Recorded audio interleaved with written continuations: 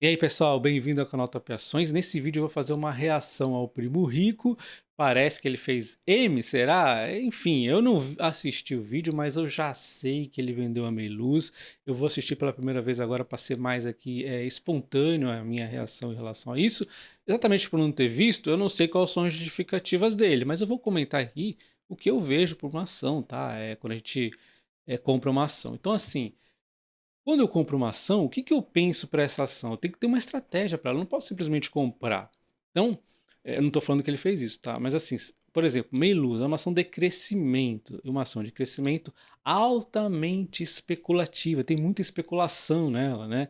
Outro ponto é a baixa barreira de entrada, e para piorar, uma forte tendência aqui de baixa pela questão da Selic, do cenário econômico. Então, em algum momento ficou muito ruim para a Meiluz, né?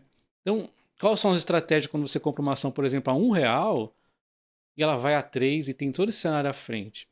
Vender, né? Infelizmente, ações de crescimento eventualmente te faz isso quando o cenário é muito ruim, ou se você ainda acha que pode ter muito promissor para longo prazo, vende os R$ 2, vende o lucro, né? E fica com umzinho ali, né? Já é uma estratégia boa, né? Então, ou ainda tem uma terceira, dependendo da ação. Nesse caso, eu acho que ainda nem seria isso, que seria vender o valor que você investiu, né? Você investiu um, ela foi a 3, então você pega um de volta. Só que essa ação tinha tanta tendência de cair que eu acho que nem essa seria a melhor alternativa, né? Então, o que você pode fazer é vender a ação inteira, vender a parte do lucro, vender a parte do valor investido. O que menos seria legal aqui fazendo nesse cenário é manter a ação como um todo.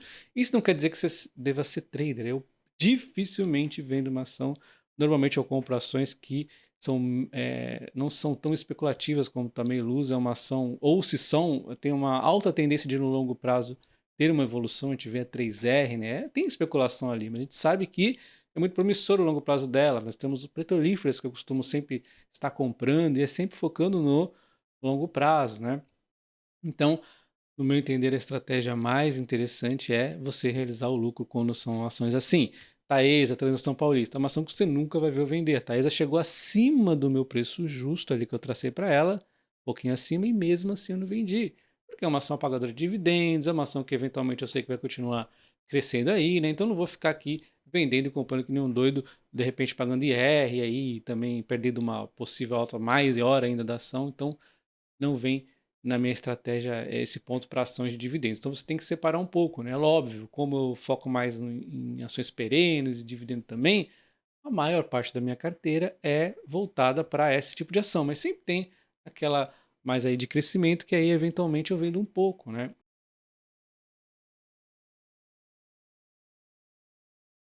Energias Brasil vai fechar o capital, provavelmente. Eu vou te explicar o que está acontecendo e o que eu vou fazer com as minhas ações de Energias Brasil, que eu devo ter aqui uns quase 600 mil reais. Geralmente, né, uma OPA, uma oferta pública de ações, acontece quando algum grupo ele entende que faz sentido fechar o capital de sua empresa, ou seja, comprar todas as ações que tem em circulação, porque estão a um preço muito atrativo. O grupo controlador aqui de DP chama Energias de Portugal e eles têm 56,05% da companhia. E eles fizeram uma oferta de comprar todas as ações que tem disponíveis por R$ 24. Então, de certo ponto, a gente não tem uma data específica para isso acontecer, mas significa que em algum momento a gente vai vender, se tudo der certo, as nossas ações de Embry 3 por R$ 24.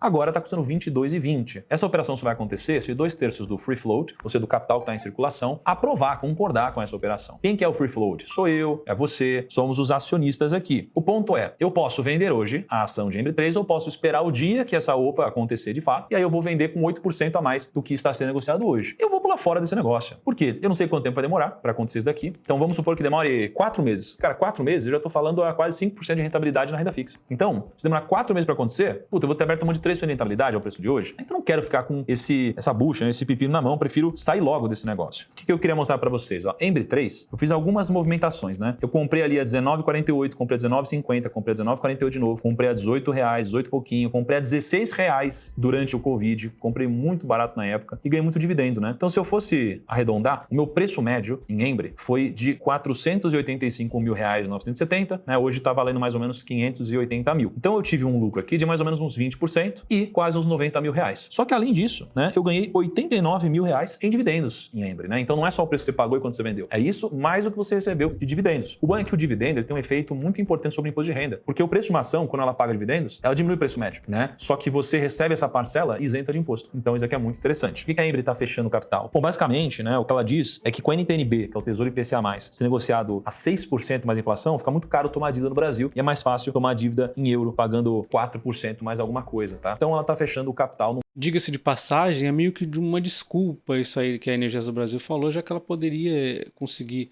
captação lá em Portugal de qualquer forma. É um pouco mais complicado? É, mas ela poderia. E também essa Selic não vai ficar nesse nível aí para sempre. É só uma desculpinha que ela jogou aí no ar. Eu vou vender Melius hoje, né? Tem uma história com Melius, como muitos de vocês conhecem. Porque, olha só, na época, né, no dia 5 de novembro de 2020, né, quando o Melius começou a ser negociado na Bolsa, na época o valor de mercado de Melius era 1,2 bi de reais, o ROI era 77% de Melius, EBITDA 2019 tinha sido 10 milhões, ela crescia uma taxa muito alta, né, 77% ao ano, entre 2017 e 2019. Então, como que funciona ali a lógica da Melius? A Melius, ela começou esse negócio com cupons, tá? Logo depois ela acabou dando um pouco mais foco para cashback, depois ela acabou diversificando um pouco o business dela. O cashback é quando você, consumidor, recebe uma parte do que você paga de volta. Como que funcionava esse cashback? A Melius, ela vira para a Amazon e fala, Amazon, eu vou conseguir cliente para você. A Amazon dá praticamente uma comissão para a Melius e a Melius dá praticamente uma comissão de volta para o cliente. Então, se a Melius ganha 10% da Amazon por vender um produto da Amazon e eu dou 5% disso para o cliente recebeu um cashback, foi mais barato para ele comprar através da Melius e a Melius ganha esses 5% aqui, só que ela tem o custo de aquisição de clientes, porque ela precisa pagar para encontrar esse cliente e anunciar esse produto. Qual que é o ponto, né? A Melius, ela foi queimando cada vez mais caixa, por vários motivos, né? Ela queria acelerar o crescimento dela, ela queria adquirir muito cliente, ela devolvia muito do cashback para o cliente. Muitas das empresas de cashback ganham dinheiro pelos pontos que expiram, digamos assim, ou pelo dinheiro que não é resgatado. E a Melius incentivava isso porque aí, quando você olha para os cohorts, os clientes que resgatam o cashback, os clientes acabam usando mais a Melius e aí gera um valor de mercado maior ao longo do tempo. Você percebe que a barreira de entrada nesse negócio não é complicada, então por isso que foram entrando outras também players aí no mercado, além de todo aquele cenário que eu falei no começo do vídeo, que é muito complicado para meio luz. Então isso aí realmente fica difícil para a empresa. Arrecadou quase meio bilhão de reais na época do IPO e com uma Selic de 13, alguma coisinha por cento, você imagina que é uma baita grana, são mais de 60 milhões de reais só de CDI, né, que a empresa recebe, então ela pode se dar o luxo de queimar um pouco de caixa para acelerar o crescimento dela. Só que o que a Melius fez? A Melius com o tempo começou a perceber que ela era um grande canal de aquisição, ela começou a ganhar dinheiro recomendando coisas para outros bancos, outros produtos, né? Ela fez uma parceria inicialmente com o Banco Pan, então ela rentabilizava bastante quando ela indicava a abertura de cartões e tudo mais no Banco Pan, e aí mais recentemente ela comprou a Bankly, né, para ela de fato virar uma fintech, ela ter um braço de fintech ao invés de abrir conta em outras instituições, porque afinal de contas ela estava muito capitalizada. E aí ela começou a colocar todos os serviços que um banco faria, menos o crédito, que era, ou é pelo menos, a operação uma das mais rentáveis dentro de um banco. Quando ela conseguiu colocar a operação de crédito, que é uma operação muito complexa para um banco colocar de pé, o mercado virou, a Selic explodiu, a inflação subiu, tudo foi para o espaço, e aí inadimplência começou a ficar também preocupante, era desafiadora, e para tentar solucionar todo esse problema, a Melius acabou fechando uma parceria com o Banco BV. Só que a ideia do BV é comprar 3% da posição dos controladores, que tem mais ou menos 23%. E daqui a 6 meses, a ideia é que eles tenham o direito de comprar a ação da Melius por R$1,50. Além disso, ao longo dos 18 meses, o BV tem o direito de comprar o restante das ações, pagando ou R$1,50 ou o valor que a ação vai estar sendo cotada, mais 10% de desconto. Prevalece o que for o maior preço. O problema é que tem hoje uma cláusula no estatuto da Melius, que diz que se algum player comprar o controle da empresa, a Melius vai ter que fazer uma OPA. Ou seja, vai ter que oferecer para comprar as ações de todo mundo por R$5. Só que o Banco BV não quer pagar R$5, já que é mais de 3 vezes, quase 4 vezes, o valor de R$1,50 que eles estão dispostos a pagar. Ou seja, em resumo, de um lado a gente tem o Melius e o Banco BV, que querem fechar o negócio por R$1,50, que faz sentido para eles. Do outro, a gente tem uma cláusula no próprio estatuto da Melius que impede que isso daqui aconteça, porque poderia ter uma OPA de R$5, em tese. Por isso, a ação está meio ancorada ali nos 90 centavos. O mercado está esperando para ver o que vai acontecer dessa negociação. A 90 centavos é mais ou menos o que a empresa tem em caixa, mais as aplicações financeiras dela, ou seja, em tese, é como se estivesse descontando o quanto vale a empresa. É como se a empresa não valesse nada.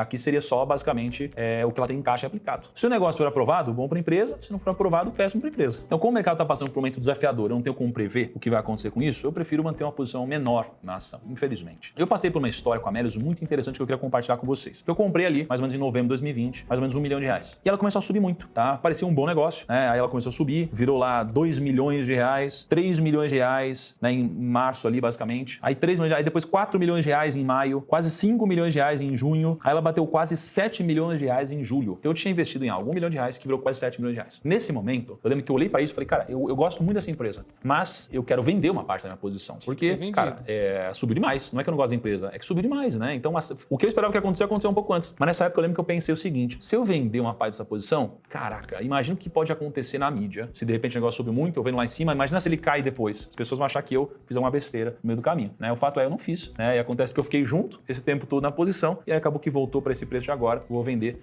ou seja, eu abri mão de vender com, sei lá, 6 milhões de reais em lucro para manter a certeza perante a vocês que me seguem aqui de que, obviamente, eu estava no mesmo barco que vocês, assim como estou de fato, né? Mas é muito triste para mim ver isso acontecer. É muito triste. Eu realmente entendo o que o Primo Rico tá falando aqui, tá? Faz sentido, mas eu não concordo, eu já vou explicar, tá? Por exemplo, o meu canal é muito menor que o dele, a gente já tem uma pressão aqui quando a gente vende alguma ação. Inclusive a última que eu vendi, eu expliquei vários meses que um momento eu venderia, um momento eu venderia, e eu esperei ela chegar num momento bem interessante para vender, na calma, não foi algo corrido, né? Algo que eu fui falando, e mesmo assim no dia que eu vendi, houve aqueles comentários do pessoal falando, você é trader, você é isso, você é aquilo. Eu vendi fazendo um vídeo explicativo, elogiando a empresa, falando tudo de bom, encaixando na estratégia da minha carteira, e mesmo assim houve reclamações. Então realmente tem uma pressão. Imagina um canal desse tamanho vendendo meio luz, né? A imprensa, a primeira coisa que ela ia fazer não tá nem aí. Ia por lá, influencer, primo rico, vende meio luz e ponto final, né? Então é complicado, eu entendo o lado dele, mas ele tem que manter o lado mais forte, o lado do investidor, né? Porque se o objetivo é mostrar a trajetória de um investidor, ele tem que mostrar uma trajetória correta, né? Não uma trajetória que vai sofrer uma pressão. É chato, às vezes nos prende um pouco, pode ser que sim, mas a gente tem que manter a estratégia de fazer aquilo que é o correto. Então, assim como eu vendi aquela determinada ação, nem vou citar agora para não haver confusão, para quem não viu o vídeo, você tem que seguir a estratégia correta, né? Não seguir a estratégia que vai agradar o inscrito, que vai agradar a imprensa, que vai agradar não sei o que lá. Então, assim, eu entendo, mas não concordo. Mas sim, eu entendo o que ele disse, sim, faz sentido, tá? Erros fazem parte da trajetória. Um abraço e até o próximo vídeo. Valeu.